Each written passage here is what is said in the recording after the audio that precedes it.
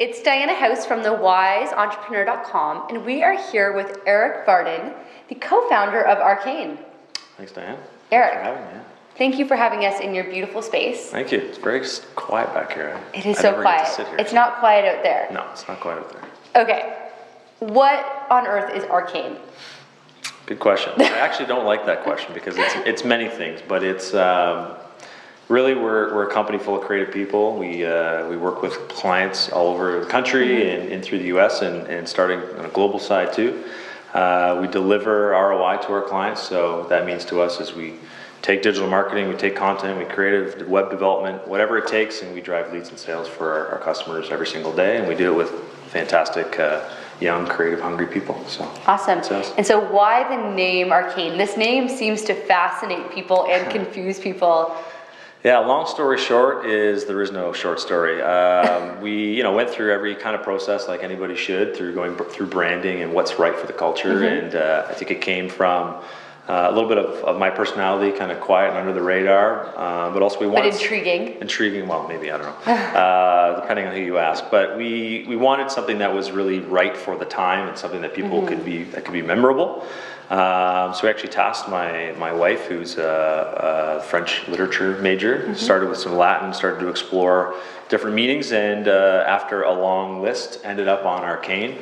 And through the meaning actually found the core part of our business, which was having some proprietary thinking, technology, and methods for ourselves, but also for our clients. So our name Arcane is known or only understood by few, which represents really that mystique. We don't tell everybody what we do or how we do it, except for our clients. We prove that every day, and you'll see that through our culture and our website. You won't see case studies, you won't see work, you won't see how we do what we do. We keep that very close to our chest. And it's also now part of every single thing that we do from our culture is all about the mystique and a little bit of, you had to do a little bit of work to find out who we are. So. Hence why I wanted to interview you. I was like, I'm intrigued. I'm intrigued with this whole Arcane thing, and kind of intrigued how you kind of got to the place that you are today, leading it. So I'm curious, when you were a kid, did you want to be an entrepreneur? Yeah. What did you want to be when you were going to grow up? Yeah, well, I don't think I knew, but I actually had this conversation today at another event. And what we came to the agreement was that I was never a good listener, so I couldn't take much direction, and my parents will attest to that. But I really I would have a vision or a thought, and I was always right, and so I would do everything it took to realize that that vision. And that started with every job that I had when I was very young, and learned from my parents the work ethic and all those kind of things. But that's the drive. I think I've always kind of had it, but it took some key people and some core people in my life to be able to kind of bring that to life on my side, and jumped into business at a young age and kind of haven't stopped. So. Right, I've read somewhere that you've been involved so far with 10 different successful companies. Yeah, some failures and some successes. Some of the failures are the. So let's start with the failures. Sure. I think people are always intrigued Sure. By those. So what would you say is your biggest failure so far? Yeah, and a failure being not knowing exactly what we were getting into. But I had a clothing company for technically about 6 years. So we started online, and it was very organic in its growth. Started out developing T-shirts like anybody else, a little bit of hats here and there, and some interesting designs, and it was all about Canadiana, and very youth-oriented. People liked what we were doing and the look and the feel, and so we found some investors and turned into a retail concept. And I remember walking in actually. Yeah, probably was it 10, 15, 20 years ago? It shouldn't have been that far. 2001 to 2007. So okay, yeah, not too far off. Richmond, was it Richmond Row? Richmond Row, yeah. and in Masonville actually. Oh, there was two. And we had a global e-commerce store, so we were shipping clothes all over the world, which was fantastic. But it was just an interesting time. I mean, from a failure perspective, underfinanced. I didn't really know what that meant at the time in terms of allocating enough time and people and effort into funding. And even though we went down some interesting routes with angel investors and some venture capitalists that we presented to, finding the right fit between not just only money, but having an understanding of retail was a great process. And so never look at it as a failure, nor do I look at things in a negative way in terms of regrets, but I obviously would have done things a different way. But everything is happens for a reason. So failure maybe, but not so much. So do you think if you knew what you know now that you could have made it hugely successful, or do you think it was just kind of the wrong industry or wrong kind of tree to be barking? Retail is tough, so I think it might have been a little bit of the wrong place at the wrong time. We were definitely ahead of the game in some respects, but a bit naive in terms of really truly understanding cost of goods and retail and the process of manufacturing clothing at a mass level and all those kind of things. And so you're in a mall and you're 2 doors down from an Old Navy or a Gap, for example, that's obviously has huge margins, and we're just trying to live up to our dream and keep everything Canadian, et cetera, et cetera. So it's tough, but you learn from those things. And right. And what was it like that day when you had to like close the doors? And Sure. I know you still kept some of the buttons. I know we Jeff and I were given one of them. Awesome. But so what was that like? It's still tough. I mean, it's still something I haven't forgot about. And at the same time, now we work with Roots, who really at the time was kind of a competitor, but not really. And so, I mean, I still have the sign in my garage, and I look at it and my license plates every once in a while. But were you super motivated that day that you shut the doors, that you're like, I'm going to do the next thing better, or were you just devastated and needed time to kind of process it? And it was time. It needed to happen. I had I was running 2 businesses at the same time. I was running a digital marketing agency and balancing 2 jobs and working far too many hours. So partly upset, but also partly now I can focus on one thing, and what would it be like to actually do that? And so it was a little bit of bittersweet, I think. So. Wow. So how long have you been running digital marketing agencies? Since I left school, so I technically had a job for an agency for a year here in London. Again, wasn't a very good listener, so I moved on to starting Velocity with my partner at the time. We met in school, and so I'd always been heavily involved in school, out of school, and it's been my whole life. And wow, which is pretty good for someone who's creative. Are you ADD? Sometimes, depending on who you ask, I think. Right. I am definitely a bit of a control freak, but have learned to try to replace myself and find really good people, in which we have, and young people that are far more faster and better than I am. So, I think so. What I'm really curious about is, with, I don't know how many years, I'm not going to do the math, how long you've been running digital marketing agencies, how do you stay creative? Like, what is your creative process? What do you do for these ideas to keep spawning? I know that's a word that you've used before.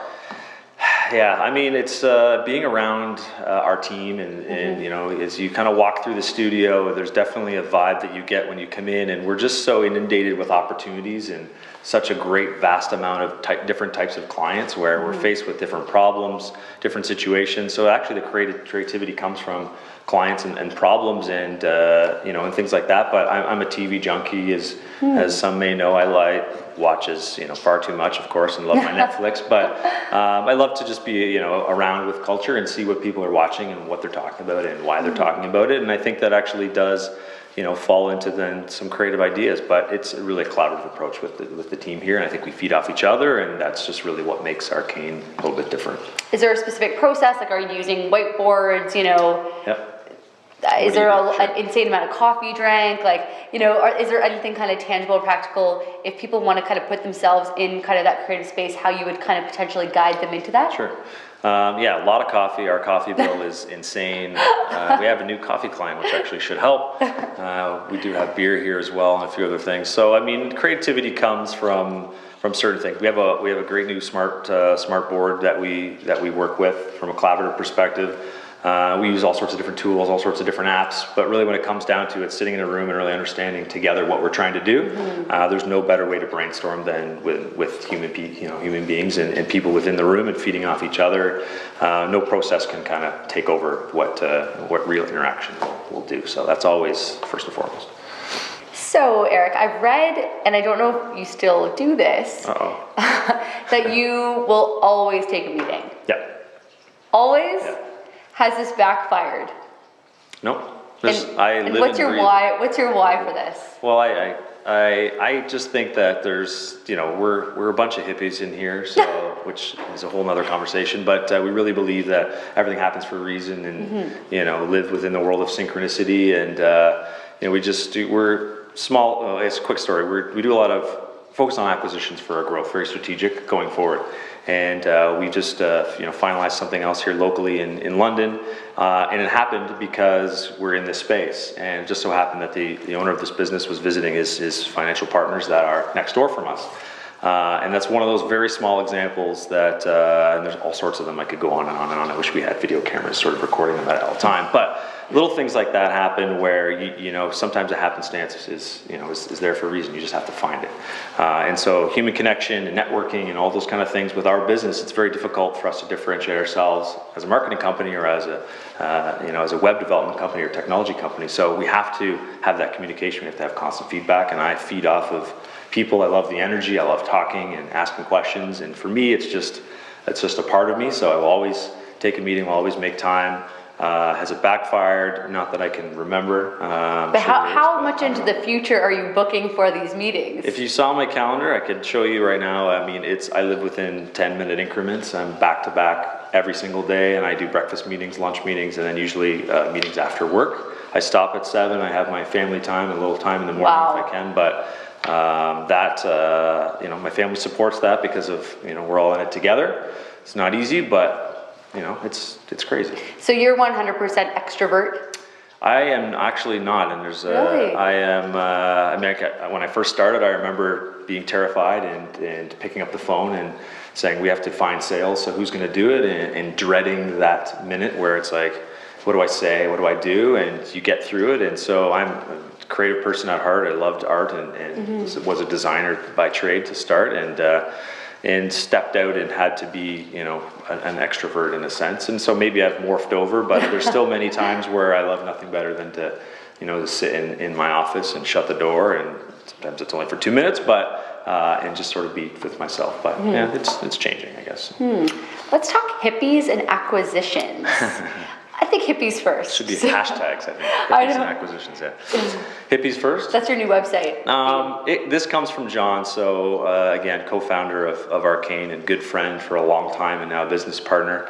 Has a family that just, brought him up to in sort of a hippie world. And what that means for us is a couple things. Is we have something called Mud, which is in our office. So any new person that comes into the office, every time you get sick, you have to drink the mud, which is basically an elixir of many weird things. Oh, wow. And you drink it, you chug it, and it keeps you healthy. So that's and does it work? It works, yeah, of course it works. So we also are very blunt about, eating habits of people, and we want them to, live forever and be as vibrant as they can. And so it's is there a green juice cooler instead of a water cooler? We have all sorts of vitamins and elixirs and weird teas, and there's lots of people that being personal, don't wear deodorant and make their own makeup and hair. Like, it's crazy. When I'm talking, are you guys health freaks? Oh yeah, for sure. Is this kind of part of the the dynamic? It comes. I mean, John and I will not be shy in terms of we'll tell you what we think, and we just want people to live a different lifestyle when it comes to certain things, and we're very vocal about it. And so some people listen to us, some people don't, but that's it's kind of a running joke when it comes to the culture. So, but the mud is real, and then the weird stinky tea is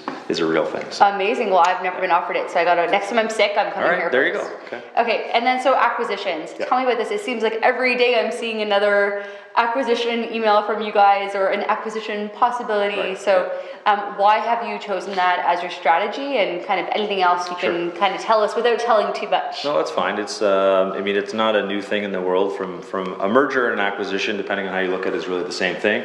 Complementary businesses, complementary services, are hard to find, and when they're a match, it makes sense. So strategically going forward, we're looking for partners that have skills and assets that we don't have. Whereas just trying to develop and recreate an experience or an expertise within a certain industry or a location is very hard for us to do. So we look forward to going to communities and cities and looking for acquisitions. Part of that is really trying to fill, from a speed perspective, what type of product we're trying to fill for our clients. So it's a little bit of a twofold, but going forward, it's strategic because we're able to grow faster. There's clients that are involved. There's great people attached with teams, and also it's just part of the boomer industry right now is a lot of them are getting out of their businesses and don't have an option. So it's an opportunity. It is. It's a huge opportunity, and this is not just in our industry. And many industries are having the New bench needed.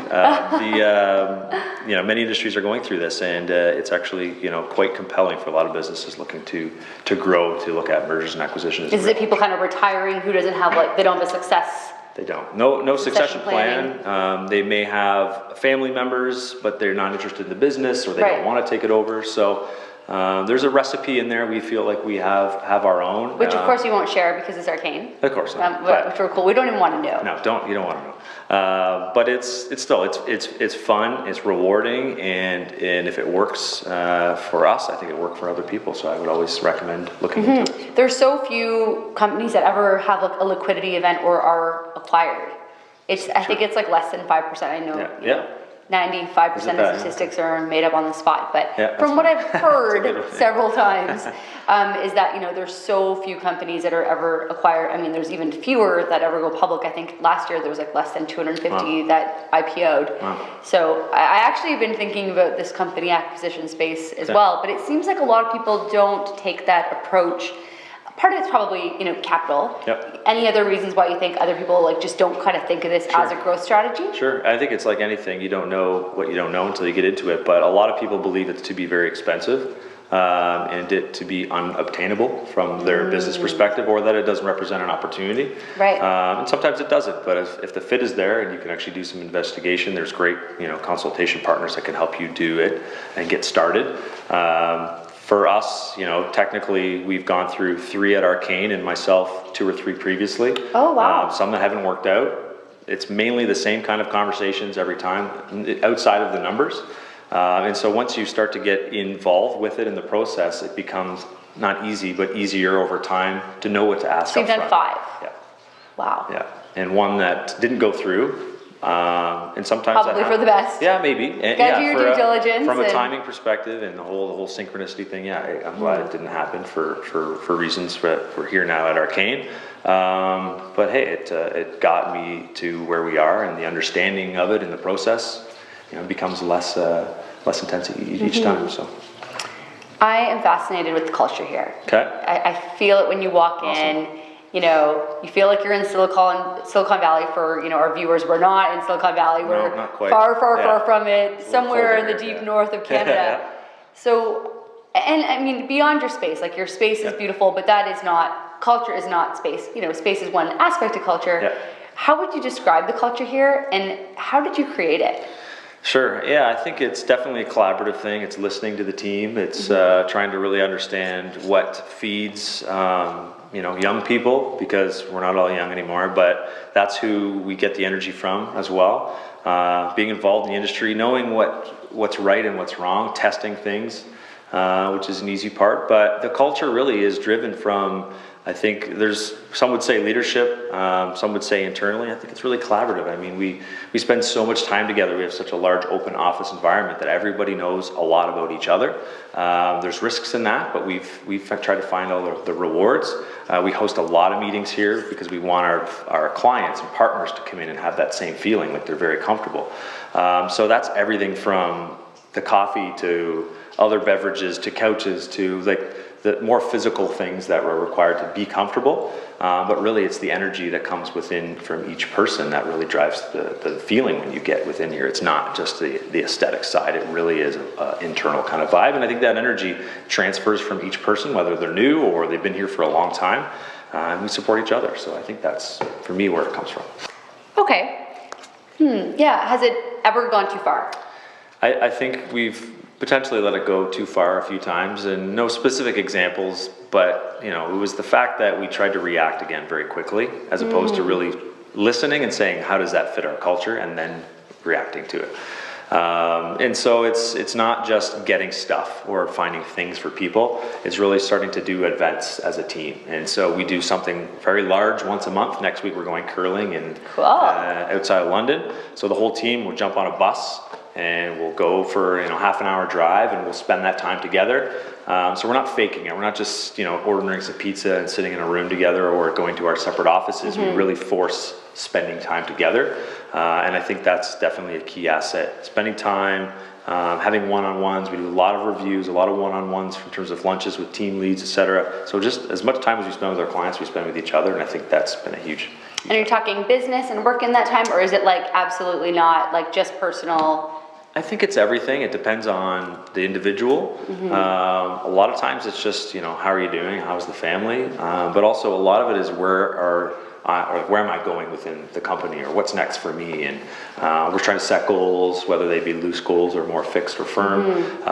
It's a lot of it is conversational. Sometimes it is relative to projects. Everyone is different, but it's listening and actually caring. We care just as much about our clients as we do, of course, with everybody that's here. We love, to help with time off if family members get sick, or, they need to celebrate something with their loved ones, and, they just need a little bit extra time or support. Or we have one guy who's one of our developers who's working on an art show here locally, and he needs some time and support to produce more paintings and things like that. It doesn't matter what it is, we'll all come together and we'll help support somehow. So cool. Yeah.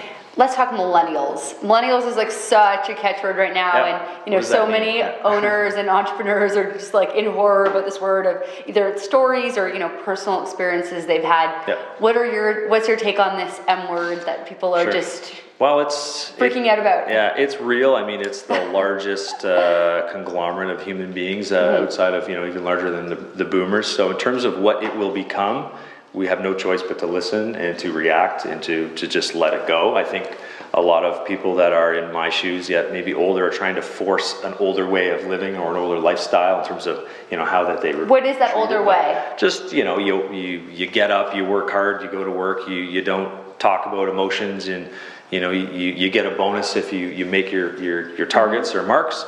And that's it, and you work at the same place for 50 years. I mean, that adage is still very prominent in a lot of businesses. The culture today and the way that millennials consume content, the way that they need to be treated, even the things that they need, cars versus homes, the way that they purchase, everything is different. So what's more realistic as a boss, as an owner or a co-founder, like to kind of set up, a framework, some kind of boundaries, but without making them feel so restricted that they don't want to work there. Right, and I think that just takes conversation and trying things and being okay to fail, and appointing somebody that is a closer fit to the audience than probably yourself, and having an okay or a way to be okay with just trying new things and talking. And having that open dialogue with young people, because they will be vocal, they will share, they will tell you what they like and what they don't like, and as long as you can respond, then that's fine. Don't try to force it, and don't try to fake it, but you got to be open to it, because they're coming and they're taking over everything, so it is what it is. And so obviously, because you guys do a lot of digital media, everyone's on computers. What about things like people being on like social media during the day? Like how do you balance that? Like, is there kind of any policies that you guys have in place for that stuff? No, we live on social media, so first of all, there's no sort of big brotherness or anything like that. We just had our AGM on Friday, and what we do is we uncover exactly what is going on with the business, and we let each one of our people know how much money we make, how much profit there is, why we charge hourly rates, why we track time, what does efficiency mean and profitability, and explain net revenue and all these kind of things, so that when it comes to day-to-day where they're allocating their time, it's represented with their best interest at heart. If we're all failing, if we're all sort of slacking or lacking in terms of what we're supposed to be doing for our work, it's going to impact you. It's then going to impact your partners and your friends and now your family that you work with and live with every single day. So it's just, again, being adults, which is what we all are, and being open to talking about it. Right, and is with that kind of openness, is profit sharing kind of a part of the company culture, or is that something that's been pushed for? Because again, it is. Yeah. Okay. Well, it's very timely, because we just had our meeting, and we put a very lofty profit goal in for next year, and obviously everybody realizes some net benefit from that. But as a team, we decided to put in one huge idea this year, that if we can meet specific goals, we're going to do something very large together. And we're talking something, it's $250,000. And when you look at it, it's something that as a team, we're actually regrouping tomorrow or Friday morning to decide as a group. We threw out the idea, are we going to do it together? We have a year to get it done. It's very lofty. It requires airplanes and hopefully private jets. Hopefully, if we can fit that many people, we'll see. But so it's a big lofty goal. So individual goals, but then something as a team that we can all look forward to for the next year. We may or may not tell people about it. We'll see. It's very under the radar. Oh, so I mean external people. Yes. Okay. It's interesting. So, well, it's a little bit new, but we're excited to plan for it. So, yeah. Seems like you have it down. We'll see. Specifically because I read this amazing quote in an article about you where you said, and I quote, that work isn't stressful. Yeah. I read this and I was like, wow, I love my job and I love, the companies that I've created. Yeah. But man, I think it's really stressful sometimes. So I'm curious is it really not stressful for you, and how? Sure. Can you bottle that up and kind of have 10 bottles of it? Well, I have a lot of gray hair, as you can tell, so it's Not been that a lot of years of bottling up. But I think work used to stress me out quite a lot, and I have a beautiful family, and my wife and my daughter, and we went through something when she was born, and she was tested positive for cystic fibrosis, and it was one of those periods of 2 weeks where it was nothing could be worse than this, right? And so as I sort of mentioned earlier, I think that her falling now is more stressful than anything. And so there isn't anything with the team that we have here, with the product that we're building and selling. None of that stresses me out. It's something I know we'll overcome as a team, and when it compares to some of the things that from what we dealt with my family, stress is wow. is so easy. It's just like perspective. Yeah, I think it is. So that for me, it's worked out. So with that said, what would you say are the biggest challenges that you're currently facing in the level that you're at? Sure. It's 100% time and allocating time in the right places. There's only so much time in the day. And so you take every meeting you get requested. That's right. So you hear those weird stories of the boss getting up at 4 a.m, and I did that today. I was up at 5 o'clock, and I'm sure people they'll get random emails from me and texts at 4:35 right? all the time. And so time is a big one, and I think to that point is then making sure that you're being healthy, and so I'm working out and juicing and all those hippie things we talked about become that much more important when you're putting a lot of stress on your body. But it's time, and that's it. I mean, we have such a great team and such a great product and amazing clients that it's just we look forward to the next challenges. But if we could fix time and email, that would be it. And do you find that's kind of a problem around the company? Like, is the vibe that everyone feels like they wish they had more time, or is that more of as the president? I think there's always an issue of time. I mean, we're creative people. We love to think and brainstorm and solve problems. And so if you can have another 10, 20, 100 hours to solve a problem, you would take it. Right. You'd probably, change your mind 15 times and go back to what you thought originally. But I'm sure it's consistent with everybody. We'd all love more time. So done is better than perfect. More sun, yeah, I think so. More time, more sun. More sun, yeah. Exactly. That makes sense. Yeah. Do you do any kind of personal development, or do you have any coaches or formal mentors? Well, I think that's where taking a meeting is really where I get inspiration from, is different people. Just had a great conference a couple of weeks ago in Banff, and met some fantastic marketing people at great brands, and spending every night and every day talking to them is some of the best people in the industry, and I just took a lot from that. Social media, I love to read blogs and all sorts of things. But just, any favorites right now that you're reading that you want to share? I don't think so. Of course not. It's too top secret. No, it's just it's all over the place. There's no one place. I mean, TechCrunch is still. I love to see what's happening in the world of tech every single day, and they write it in such a simple, and they get to the synopsis without it being 20 pages. And I love to consume quick content. So I love TechCrunch, and then obviously Twitter, just kind of following things as they go is good. What do you see yourself doing 5 years from now? Well, we have some pretty strict goals for Arcane for our 5th year. So I think I'm still here, and we're still going strong and more of the having same fun. And I think so. Just bigger, better, and in more places. And there's a few really interesting pieces of technology that we're building that we'll be sharing by the fall, and it'll really set us apart when it comes to IP in this field of marketing. So I think I can't even tell you what we're going to do in a year or 2 years. So I'm not surprised. 5 years freaks me out. So. So we're just going to close with the one question I ask everyone, and it is, if you could share one piece of wisdom with entrepreneurs, whether they are in the startup or scale-up phase, what would that be? All right. Well, I'll use the old adage again, but my father used to say, "This too shall pass." So, really got to let things go and be prepared for the next opportunity that comes. And don't let something that gets you down continue to get you down and stress you out. I think you really need to, look forward to opportunities and uncover new ways of discovering what's next for you. And don't let that stress really deter you from your future goals. And just move on, and the more you do that, the more, again, positive opportunities will kind of approach you, and don't forget to have fun, because stress will just eat you up and kill you.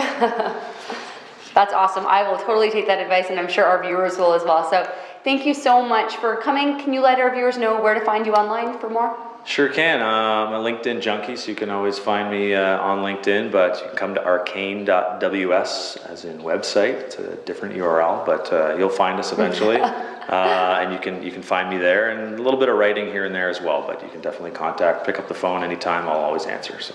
Awesome. Well, I'm so looking forward to see what you guys create and how many more new buildings you're going to need to catch up with all these acquisitions that you're working on. Appreciate it. Thanks, Dan.